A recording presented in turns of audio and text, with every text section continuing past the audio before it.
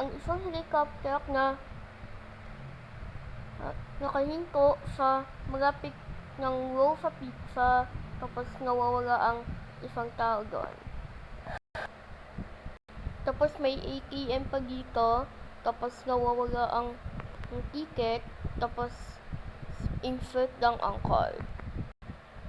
Tapos sa gitnang bahagi ng ospital, yung kawawang mga tao, o naka-band-aid, nakafugat. Dapat mag-ingat.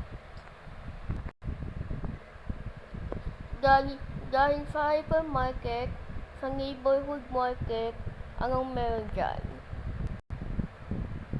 At ang mga bata ang naggagaro sa daycare at taguan-taguan, tapos may ATM din dito.